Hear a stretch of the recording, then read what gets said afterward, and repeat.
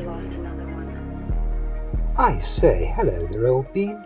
Jerry Thomas here, Senior Press Officer for the National Network of Truth Seekers.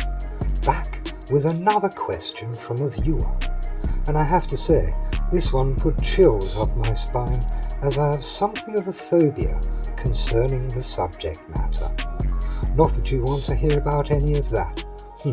So, this time we're heading to London and the village of Clapham for a question concerning a growing problem.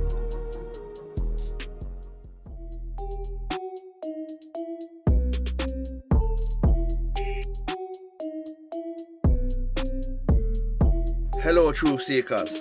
So, my name is Cosmo and I've got a little problem that needs your expert advice. You see, me and my friend Trevor were chilling one night a few months ago, smoking some herb and listening to a set by Deviator.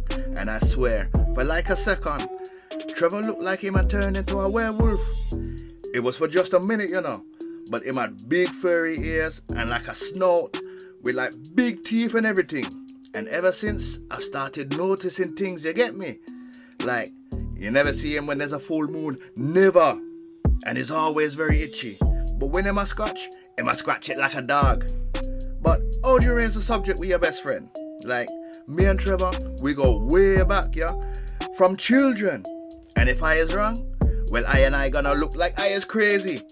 And I can't tell anyone else about it. Who gonna believe Trevor is a werewolf? So anyway, that is my predicament. Truth Seekers, do you have some advice? Well now, Cosmo, let's start by getting something straight, shall we? There is nothing crazy about believing werewolves are real.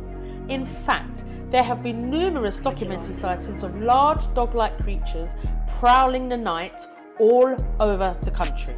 Not just historically, but in more recent times as well. From numerous accounts of the dogmen in Scotland back in 2021 and the terrifying tale of the Lincolnshire dogman in 2020. So werewolves are more common than you might think. As for giving you some advice, well, firstly, and it might seem a little obvious, but you'll need to be aware of the moon cycle, as Trevor will be no danger to you if the moon isn't full. That said, do try to avoid mentioning anything that might make him suspicious.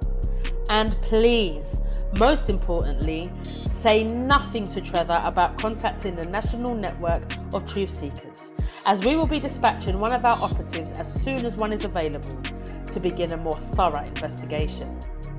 And finally, if the worst comes to the worst and you should come face to face with Trevor when he's fully transformed, for goodness sake, don't let him bite you. This is Margaret Mumford, Truth Seeker Extraordinaire, saying goodbye for now.